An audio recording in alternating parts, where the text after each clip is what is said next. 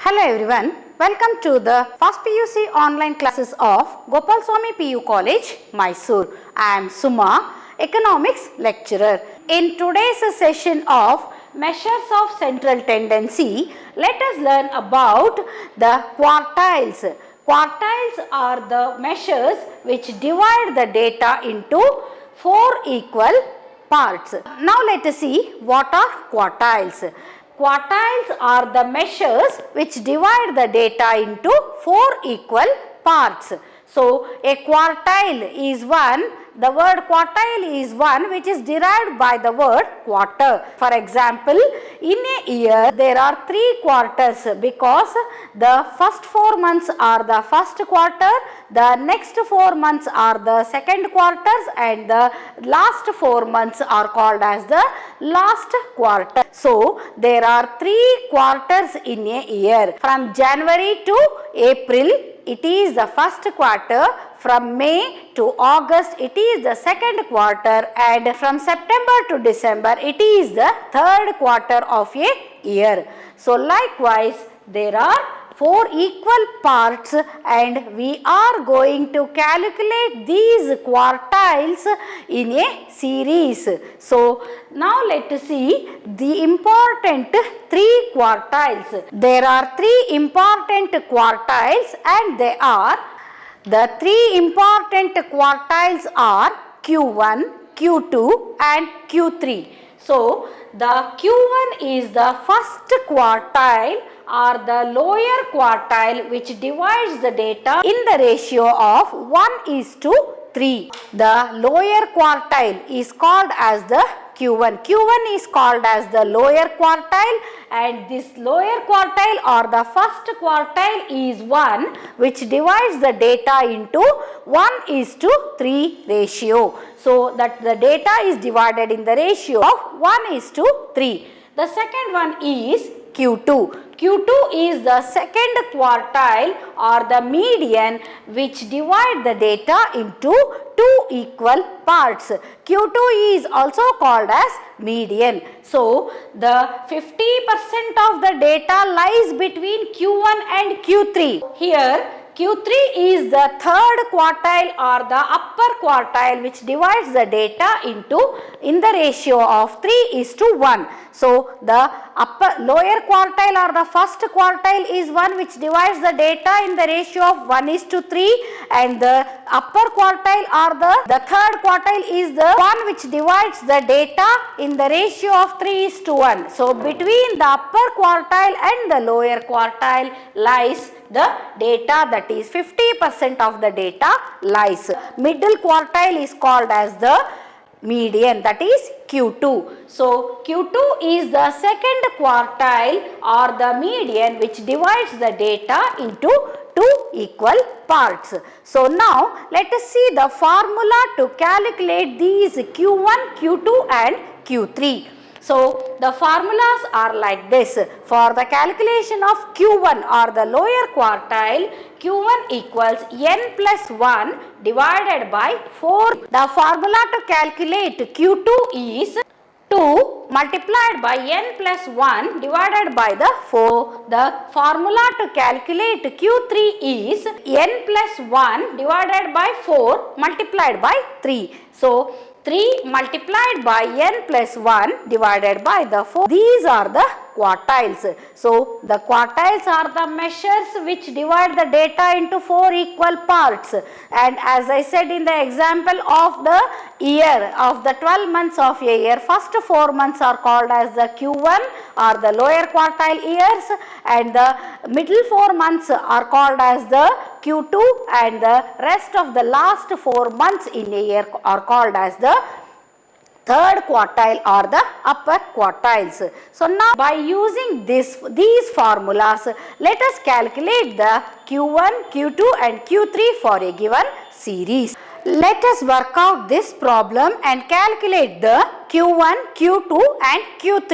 So the problem is given like this, that is the question goes on like this.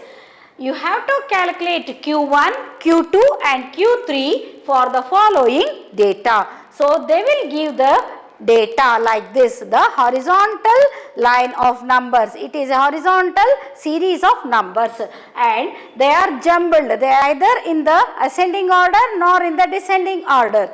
So now the first step, only these numbers line or only these numbers are given in the problem.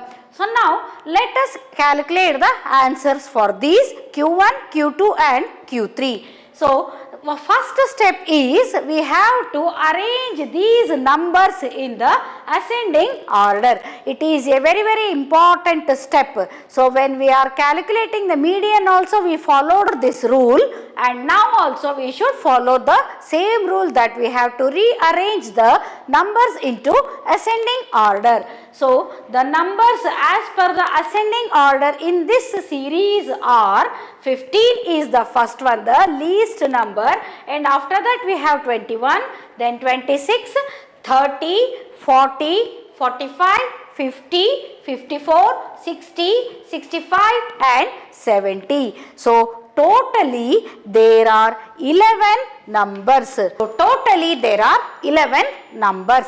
So when we have counted the numbers, we obtained the value of n. The n of this sum is 11. N equals 11. So the n is 11 in this sum. Now let us go on calculating the Q1, Q2 and Q3. For Q1 the formula is n plus 1 divided by the 4. Q1 equals n plus 1th value divided by 4. So here n is 11. As we counted these numbers we got 11. So 11 plus 1 divided by 4. So 11 plus 1 is 12. 12 divided by 4 is 3. So the third value. So the third value in this series after rearranging it with ascending order is 26. So the Q1 is 26. I repeat, the Q1 is calculated with the formula n plus 1th value divided by 4. N value is 11. That is the total numbers are 11 plus 1 which is already given in the formula. So 11 plus 1 is 12 divided by 4 is third value. So the answer is 3. So the third value is the Q1. So the third value in this series is 26. So the third number is 26 and therefore 26 is the Q1.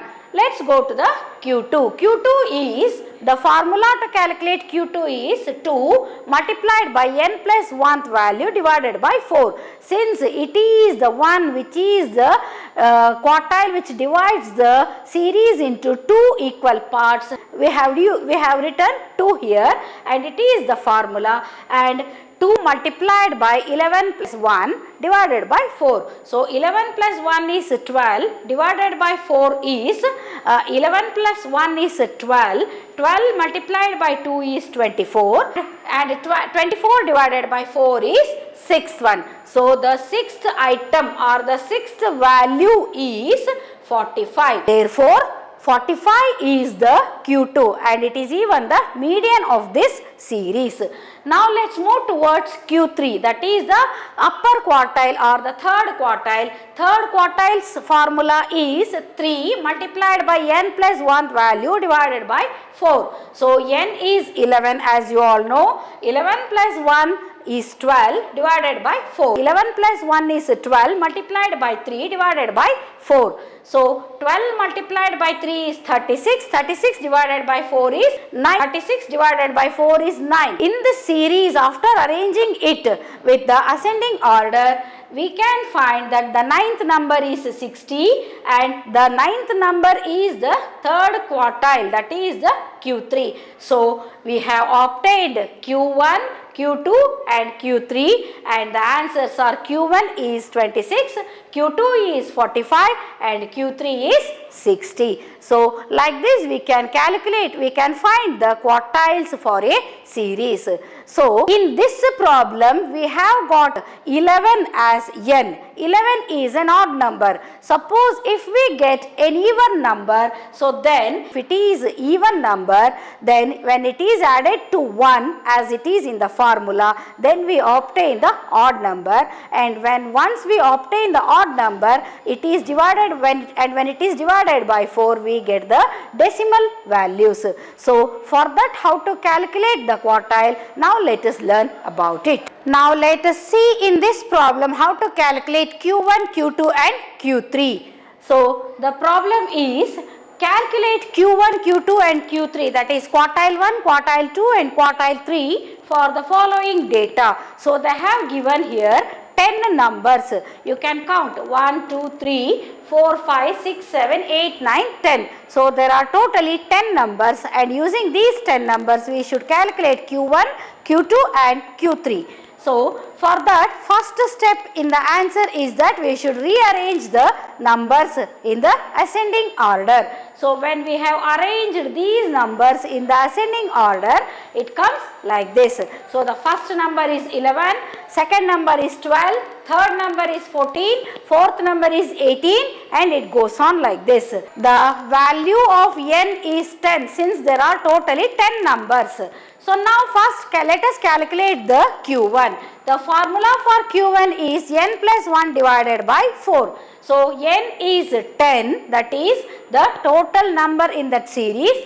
10 plus 1 divided by 4.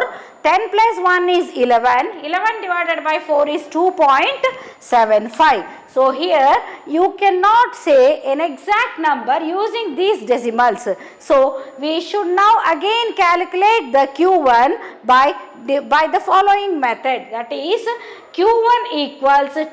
Since 2 is here, we should write 2 first and then 0.75. We should separate these decimal values from the whole number here. So 0.75. So then afterwards we should write the third number minus second number. So the third number minus the previous number we should write. So the second number is 12. So as it is, we have written 12 plus 0.75 is the difference between 2 and 2.75, that is 0.75, because for this 2 we have taken the second number as 12 plus 0.75 multiplied by the 14 minus 12. This 14 is the third number in this series and 12 is the second number in this series.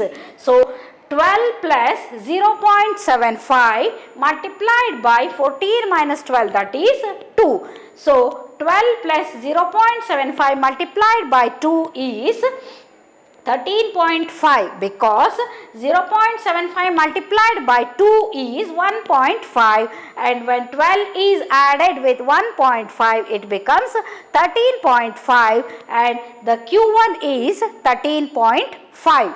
Now let's move towards the Q2. Formula is 2 multiplied by n plus 1 divided by 4. So n plus 1 divided by 4 is common in all the formulas.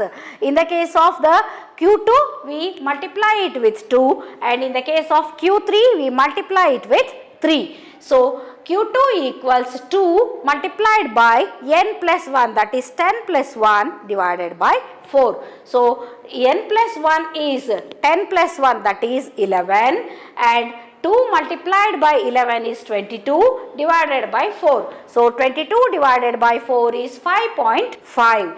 So now let us see, since it is again a decimal answer with a decimal value, now let us find the Q2. So for that, fifth number here, since here we have the first number as 5, fifth number plus the difference between 5.5 and 5 is 0.5. So sixth number minus fifth number, then the next number minus the previous number. So the fifth number here is 22. In the rearranged ascending order, the fifth number is 22 plus 0.5, that is difference between 5.5 and 5, because 5 we have already taken here, only 0.5 is left. So 22 plus 0.5 multiplied by 26 minus 22. So 26 is the sixth number and 22 is the fifth number. 26 minus 22 is 4.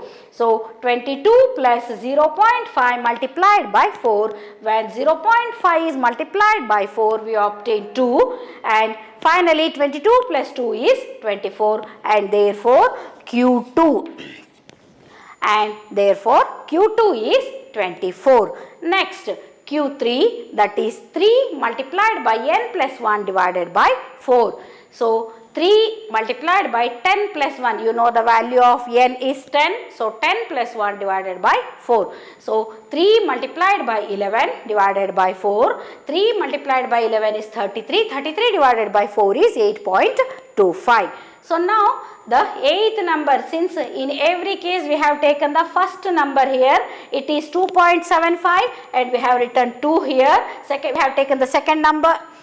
Since here it is 2.75, we have taken the second number here, and since it is 5.5, we have taken the fifth number, and since it is 8.25, we have taken the eighth number plus the difference between 8.25 and 8, that is 0.25, and then after that we multiplied it with the difference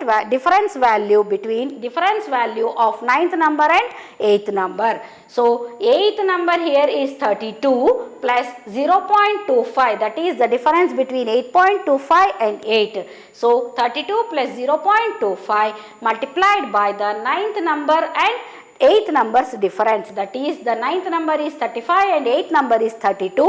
35 minus 32 is 3. So 32 plus 0.25 multiplied by 3. 0.25 multiplied by 3 becomes 0.75, and 32 plus 0.75 is 32.75. So this is how we obtain the Q1, Q2 and Q3, that is the quartile 1, the lower quartile, the median or the quartile 2 and the upper quartile, that is the Q3. So this is how we calculate the Q1, Q2 and Q3 for the values that we obtain in the decimal form. Dear students, I wish to end up today's session with a thought.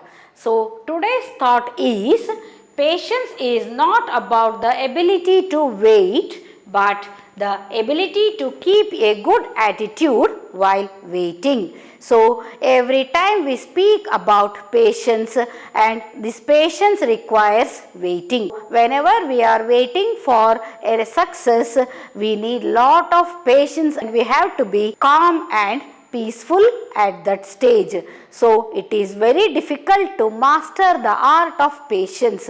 So when once we master this art of patience, it is very difficult for anybody to disturb us. So when once we learn that we are not disturbed by any thoughts or any words, then it is said that we have mastered the art of patience.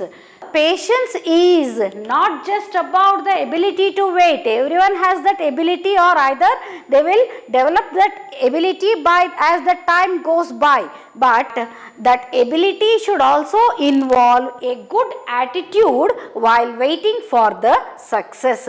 So it is not just for success, for the accomplishment of any of the goal, it takes time. So at that time we should maintain a good attitude, because with time and patience everything can be achieved. It takes a lot of time for a seed to grow as a plant and then as a tree and to give fruits. So during that time it is growing with a positive way and it grows upwards only, in spite of different types of the struggles it has to combat on its journey of growth. It still grows forward with a good attitude that it one day gives shelter to the others. We should develop one such good attitude that we will wait with a peaceful and calm calm mind until we accomplish the goal. Patience is not about the ability to wait, but the ability to keep a good attitude while waiting, as attitude matters a lot. So if we develop a bad attitude, our mind only becomes disturbful. So we should not allow for this, and we should have a good attitude. With this I conclude today's session.